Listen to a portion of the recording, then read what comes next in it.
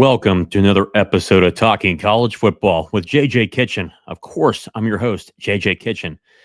The Big 12, are they officially in desperation mode? That's the question people were asking the past couple of weeks. Obviously, as you can imagine here, the last couple days have been based on the ACC, the settlement between Clemson and Florida State, finally understanding what the exit fee is going to be, the grant of rights, what that's going to be. Is there going to be movement there? But a lot of behind the scenes people not talking enough about the Big 12 potentially making a massive move that could either make or break the conference in a way that is very dangerous, to say the least. And we're going to go over that today as Ross Dellinger puts out another article when it comes to the Big 12 and Redbird Capital, and not private equity, but private capital. And the two differences is really what we're looking at here today. The biggest thing is when you look at these two individual circumstances, over the summer, all we heard about was the potential for private equity to come in to each one of these conferences and potentially inject millions upon hundreds of millions of dollars into each one of these conferences if possible.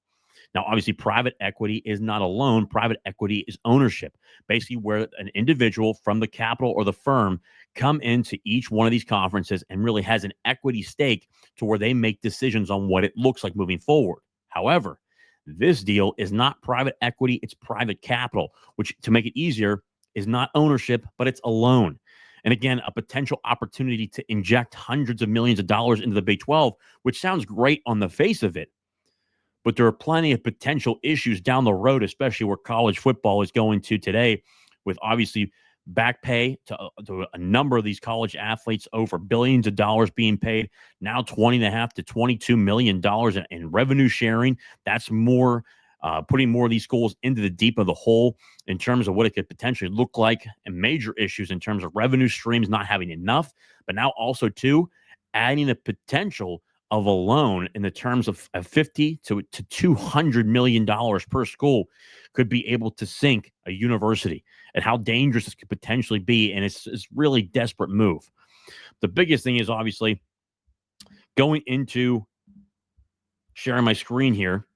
The number one thing, obviously, from Ross Dellinger here on X, the biggest thing, Big 12 presidents on February 27th, which again has been a major development here. Big 12 presidents in 80s today reviewed bids from three finalists in the league's pursuit of a capital partner. Sources tell Yahoo Sports firms are proposing to infuse millions to schools. Redbird Capital has emerged as a leader. A decision is expected in the next couple of weeks. Now, obviously, it sounds great on the surface of it, but let's really dive into the next one. Unrelated to the Big 12, capital firms have spent more than a year meeting with schools and conference administrators to push cash infusions, with interest rates in the 10 to 15% range. First off, a loan with potentially 5 to 10% is absolutely ridiculous in terms of what the overall costs are when you're adding debt service to the balance sheet, but more importantly, what it goes into a university having to pay that back in terms of a loan. We're looking at potentially universities having major issues down the road, not getting enough revenue, too much debt on the books, especially to their balance sheets. But now when you look at it, adding potentially up to $200 million more of debt and having to pay it back with 10 to 15% interest, that's beyond scary to think about it. Obviously, too, when you look at the comment section, a number of different aspects where people were really jumping on board with this. Obviously, I had commented here as well. It's insane, but it's what happens with PE. This is business. It's also why I think it's such a terrible idea. And that's from someone as a Florida State fan. Why in the world would the Big 12 pay 10 to 15% interest rate for private equity, which, I mean, it's not private equity, it's private capital. Equity, again, ownership, capital alone. Is private equity going to provide enough added revenue or partnerships to the Big 12 to cover the added interest expense? I highly doubt it. And again, he's talking about private equity. I think he needs to be talked about the difference between private equity and private capital. Private equity's ownership, a guy comes in from the capital firm and the private equity firm to come in and control what goes on. This is a loan. I would imagine Redbird Capital would allow some type of conversation to where they can guide a little bit of discussion between the Big 12, but still, I mean, it's absolutely ridiculous. These schools have endowments in the billions that don't generate 10 to 15%. Why on earth would any university do something so stupid? Radar, 10 to 15%, please, Brett Yormark, don't do this. Obviously, T. Goff, the Let's not sure who that is. T. Goff. Let's see who that is here. Bu- bu- bu- bu- bu- bu-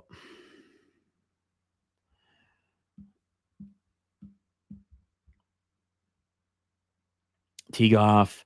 Oh, Kansas University Director of Athletics. Wow. Yeah, please don't do this. I mean, you can see the comments all the way going through here. I mean, and that's Big 12 fans. That's ACC fans. Obviously, I think in retrospect to where we are in the ACC, obviously Florida State, Clemson, North Carolina, they never entangled once in terms of going to the Big 12. The Big 12, if they were ever to gain any type of ACC team, which I think is becoming more and more doubtful if they go along with this deal, we'll talk about why. But the only teams that would ever consider the Big 12 because they wouldn't be able to get in the Power Two or Louisville, Pitt, obviously Miami, when Miami would possibly have a chance that they didn't go to the Big 12 in terms of the Big 10. Obviously, you look at SMU as a potential partner because of the Texas area there, numerous schools in there, NC State, a number of different schools. But obviously, two politics with NC State and North Carolina. Do they have to go together? That's something to watch out there. Obviously, Syracuse, a team to potentially watch out for the Big 12 if that was something that ever happened. Big 12, Syracuse is growing in a massive factor. I think Fran Brown, the head football coach that was hired over from Georgia, has done a tremendous job in his first year. Obviously, 10 wins in his first year at Syracuse. He'll certainly add on more wins this year. It's going to be a tough schedule. Again, we'll continue to watch that. But those are the teams that they would look for as Florida State, Clemson. Those are the teams, North Carolina. Those are the teams that would really potentially look towards the Big 10 and the SEC. They would never spend the kind of money they're spending now to go to the Big 12, where it really wouldn't be much of a difference at all. But obviously, you saw the comments there. Let's dive into the article from Ross Dellinger, who, again, does a tremendous job. And I did a number of research on this and talking to numerous people who I know that have certainly been diving into quite a bit of this, obviously, because of what it's potentially going to do to the overall aspects of college football. I've talked to administrators within the college athletic departments, and they've got a number of things to say, and you'll see some of it in here. But here, college administrators, let's see here if it adds on. Okay, nope, it's not updating.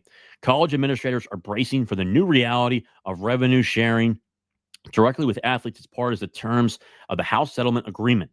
While the NCAA and schools will pay $2.8 billion in back damages, they have also agreed to a future player revenue sharing model with a quasi salary cap of as much as $22 million. We've now seen potentially it's about $20.5 million per school. Most power conference leaders are expecting to spend as much as $30 million in new revenue annually when considering the revenue sharing cap, plus a reduction in NCAA distribution for the back damages and the addition of new scholarships in a model that to some degree removes financial aid limitations. And again, you're looking right here. This is before any type of capital that they're getting, any type of debt service that they're adding onto the balance sheet. And the Big 12 schools, which are obviously right now fourth in terms of conferences, what their distributions are, is a major issue to begin with. Adding more debt service and more debt would be a horrible decision. As you can see here, I mean, look at just the damages overall, $30 million in new revenue immediately. That's $300 in new money over the duration of a 10-year settlement term. It's why over the past 2 weeks, especially, Weatherford's phone has been buzzed more than normal, and probably a good way and a bad way. In a timely move, last week, Redbird Capital added $4.7 billion to its arsenal for new endeavors, according to the Wall Street Journal, putting the firm at what is believed to be a $10 billion in equity. As part of the Collegiate Athletic Solutions platform, Weatherford and Cardale are seeking 5 to 10 programs to invest in as little as $50 million to $200 million. They are in deep conversations with a handful of programs, though Weatherford declined to identify or discuss those specific schools. Again, they're looking at individual schools, potentially even the conference, obviously. And I think when you look at overall the conference, they potentially do the whole conference of the Big 12 because obviously there's enough, 10 to 12, 13, 14 schools potentially in that conference, but schools that are in there. And I think that is a major it's a make or break. It could easily break your university where it's completely over and you're in a major amounts of debt, which is a risk that I don't think any university should be able to take because of the overall decline, what could possibly happen. But obviously, I would think that the majority, if not all of the Big 12, if they did it as a conference, they probably all would do it. I don't think a couple schools would just probably sit out of it. I probably think you need the whole conference because of the Big 12 because of their numbers. At least 3 power conference school athletic directors confirmed to Yahoo Sports that they have spoken deeply with Weatherford and Cardale about a partnership. They declined to reveal their identity as the deals have not been finalized. If you want to compete at this level, private equity and capital is really important, one athletic director said. I've been talking to these people for 10 to 12 months. I haven't pulled the trigger, but it is what you are going to need to be successful and survive. Yes, it is. He has got a point there, but also, too, when you're paying 10 to 15%, how much can it really help you? That's great. You inject immediately the overall aspects and the overall injection of capital to your athletic program and your athletic department. But immediately, what does that look like moving forward with 10 to 15% interest? I mean, it's absolutely bonkers. And I'm not really sure, academics, they've got great degrees there, but when it comes to actual business, they lack business in a lot of these universities, and it can be a major bad move. And we've seen them before in the past. Why some scoff at private equity's involvement in college sports? Private equity and private capital is nothing new to sports. In fact, Redbird Capital acquired Italian soccer giant AC Milan for $1.3 billion in 2022 and has stakes in Formula One's Alpine and Fenway Sports Group owners of the Boston Red Sox and English soccer team. Redbird's independent content studio, Everwonder, is operating the new in-season 8-team men's college basketball tournament based in Las Vegas over the Thanksgiving weekend. The tournament is expected to pay participating teams up to $2 million in NIL deals. These ventures aren't completely rare in the world of higher education either, but in college athletics, it has been wholly unusual. The words private and equity together spook some. Many scout at the thought of athletic departments originally meant to be a university's nonprofit marketing and entertainment entity, giving away control of a portion of itself for fast cash. Weatherford describes collegiate athletic solutions as a private capital, not equity. There is no ownership here, he says. Schools have the freedom to be flexible with $50 to $200 million lump sum. It is meant to be spent with existing other capitals. Existing others. Think traditional debt, booster donations, and bonds to offset expenses such as athlete revenue sharing, coaching salaries, and facility improvements, but the freedom is theirs. You're asking a lot for a donor. You're asking a lot for donor booster donations there. The CAS project does not require a management role inside the athletic department as private equity often does. Like I told you there, private equity often, again, is ownership, but also, too, you have someone from the firm go into the athletic department of each one of those schools and talk about the ownership of what they want to see in terms of revenue and capital continue to rise. He said, though they would aim to be advisors to presidents and athletic directors in managing revenue growth, which they have to because these presidents wouldn't know what the hell to do or what they would be doing. After all, they do have an incentive to see increases in the department's revenue. They earn a percentage of any new annual growth. Good Lord Almighty. So their annual growth, if they see annual growth, the private capital firm takes the revenue over a 10 to 20 year period. The percentage decreases from perhaps 22% in the first few years to 2% by its end. As the firm meets its original principal investment, Weatherford describes this as taking a revenue royalty. So, okay, your revenue, let's say by some chance your revenue goes up. They're still taking a portion and a percentage of it. You're not even getting it all. So you're paying the debt on top of this loan. But on top of that, you're also paying a cap or a percentage of the revenue that you thought you'd be getting back. The revenue growth is going to them. If there's no growth, the firm does not take a cut. That's great. Still debt service. They have not mandated us to pay back the money we give them, Weatherford said. These capital firms are built around investing wisely in revenue-generating entities. Yeah, guess what? I'm also in finance. We also make mistakes. And guess what? When we make a mistake, we still liquidate you. Let's see here. Nothing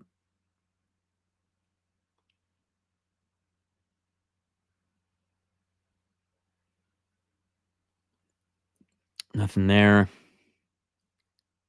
Many still question the need for private equity or capital within college sports. University board members and school presidents, while more warming to the idea, are naturally hesitant. So too are the most powerful leaders in the sport.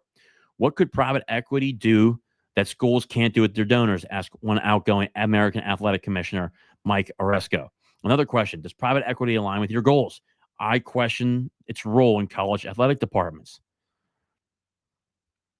In an interview last month, SEC Commissioner Greg Sankey brushed aside an insinuation that private equity is a savior of sorts for the industry. If you use the cliche, if I was buying stock, I'd buy stock in college sports. Well, apparently there are a lot of people who believe that outside college sports, he said, something is going right. However, the impending revenue sharing model has administrators searching for cash. The new model is expected to take effect starting the new academic year in the fall of 2025.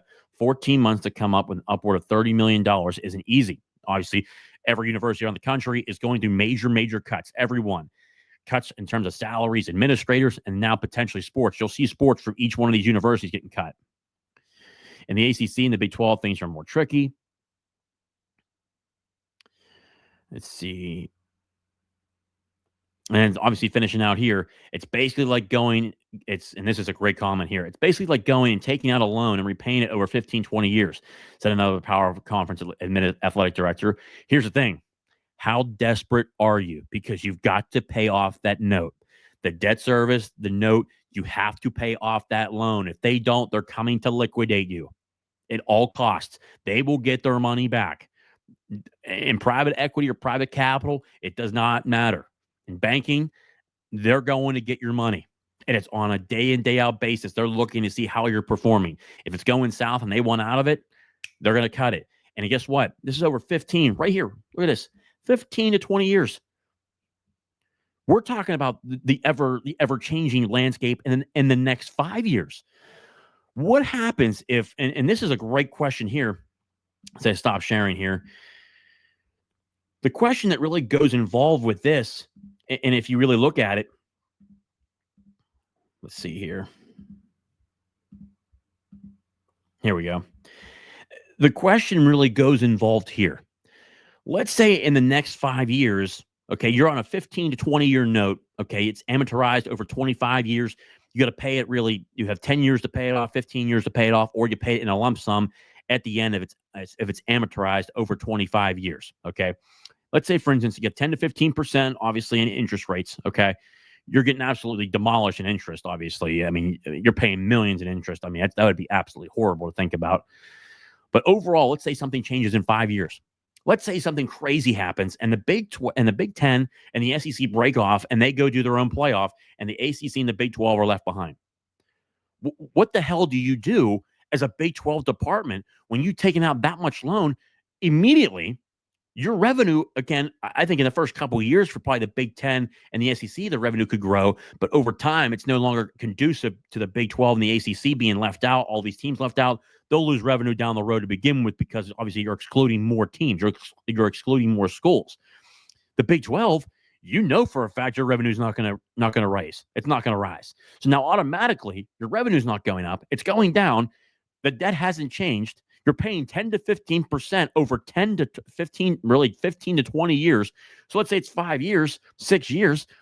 You still got potentially 8 to 9 years at most. I mean, at the least, you got 8 or 9 years left on the loan. How the hell are you going to pay that? You're going to ask your donors? Donors are having issues right now paying for NIL. And that's some schools are in between $2, $3, $4, $5, $6 million, $7 million, $8 million.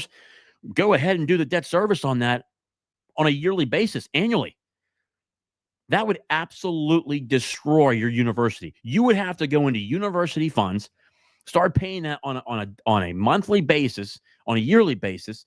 I mean, the amount of destruction it could cause a university if something like that, into the terms of the Big 10 and the SEC going and off and doing their own college playoff, that would destroy this.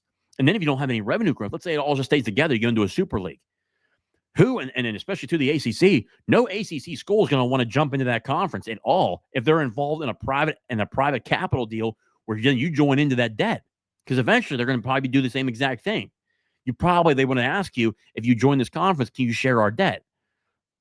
That's a massive hell no. And the ACC, the Big 10, and the SEC have all done their due diligence with private capital as well. This is not just only the Big 12.